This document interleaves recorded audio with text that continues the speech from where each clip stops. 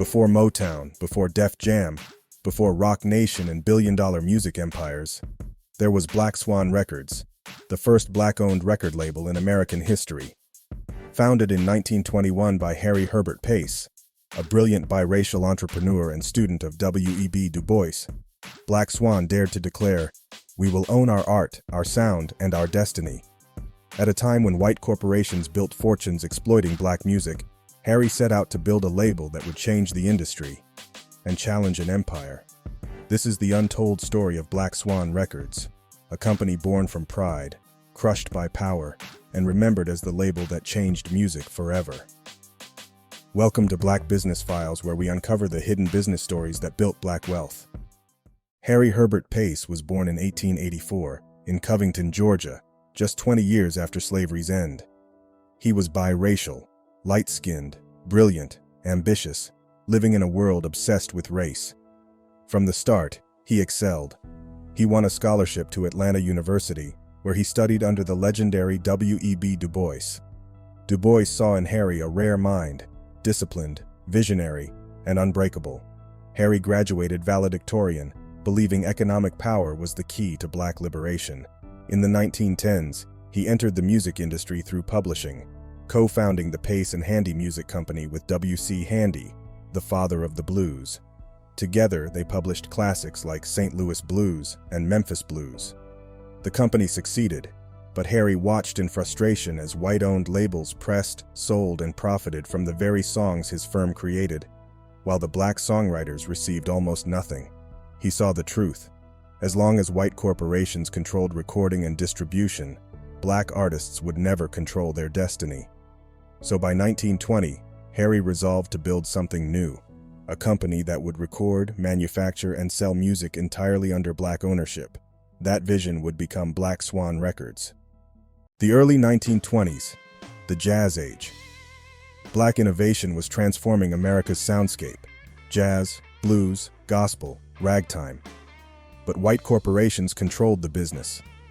Labels like OK, Columbia, and Paramount created a new category called race records, music performed by black artists, marketed to black audiences, but owned and controlled by white executives.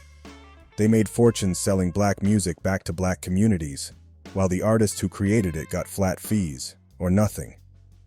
Harry Pace refused to accept that. In 1921, he raised around $25,000 from black investors, doctors, lawyers, ministers, and business leaders, and incorporated the Pace Phonograph Corporation. Its flagship label, Black Swan Records, named for Elizabeth Taylor Greenfield, a 19th-century black opera singer known as the Black Swan. The name stood for rarity, beauty, and black pride. And Harry's mission was audacious. Every record we make, from the composer to the engineer, will be black. It wasn't just a business plan, it was an act of resistance. In the spring of 1921, Black Swan's first records were released to stores across the country, featuring rising stars like Ethel Waters, who would later dominate Broadway, Fletcher Henderson, destined to shape the swing era, and Ravella Hughes, a classically trained soprano. Each record was more than music. It was a message. We own this.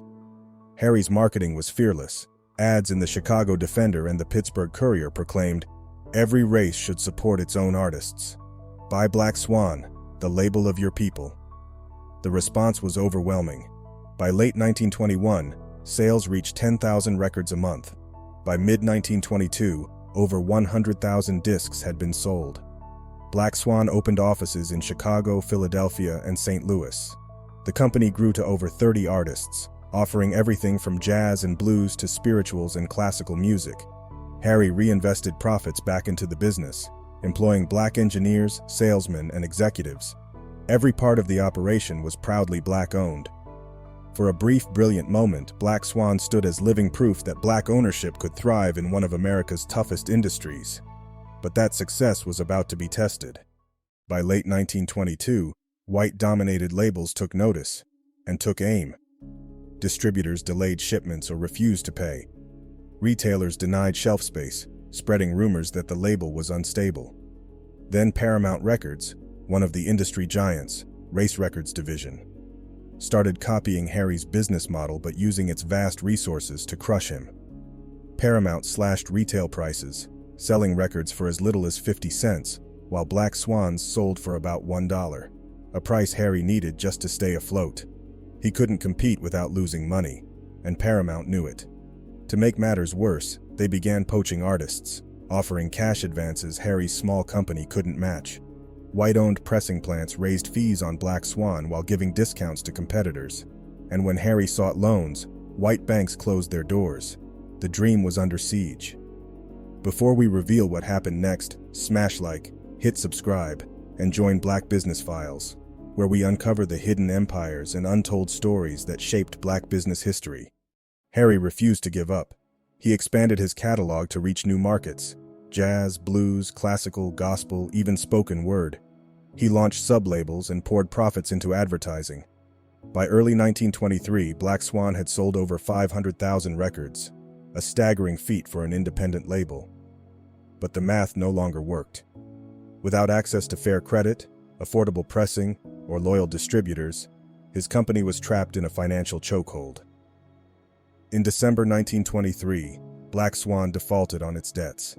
2 years after launching a revolution, Harry's empire teetered on collapse. By the end of 1923, the dream was bleeding. White-owned distributors delayed payments, pressing plants charged inflated prices, and banks refused to lend. Harry Pace's revolutionary company was trapped in a system designed to suffocate it. He had built a national label, sold more than 500,000 records, proved black artistry could compete with anyone. But in America's rigged economy, brilliance wasn't enough. In early 1924, Harry was forced to do the unthinkable: sell the company he had built from nothing. The buyer? Paramount Records, one of the same white-owned giants that had undercut his prices, poached his artists, and flooded the market with cheap race records to choke him out.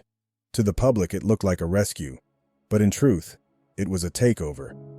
Once Paramount gained control, they kept the Black Swan name, but erased the mission. They fired the all-black staff, shut down the Harlem office, and stopped recording new music under Harry's leadership. For a short time, they reissued old Black Swan records, and even slapped the logo on their own material to sell it to black audiences who still trusted the brand. But these weren't Harry's records. They weren't made by his team. They weren't born from pride. They were born from profit. Within a year, the name Black Swan vanished completely, absorbed into Paramount's growing Race Records line. The first black-owned record label in American history was now a ghost, its name owned by others, its vision buried. Harry's company had been bought, gutted, and erased. For him, it was more than a business loss. It was the death of a dream, a vision of black ownership crushed under the weight of white capital. Original Black Swan discs now fetch thousands of dollars, symbols of a revolution that refused to die. For Harry Pace, a biracial genius navigating a segregated world, it was both triumph and tragedy. After the fall, he walked away from music and into mystery. Where he went next would remain hidden for nearly a century. After selling Black Swan, Harry disappeared from the spotlight. Rumors spread: a new city, a new business, a new identity. Even his family would one day learn shocking truths he never revealed. His name faded from headlines, but his influence lived on in every black-owned label that followed. Harry's story wasn't over. It was buried, waiting to be uncovered. Stay tuned for Part 2, Harry Pace's Second Life, the black man who built a white empire. This is Black Business Files. Like, subscribe, and share, so the world never forgets the label that dared to challenge an empire and changed music forever.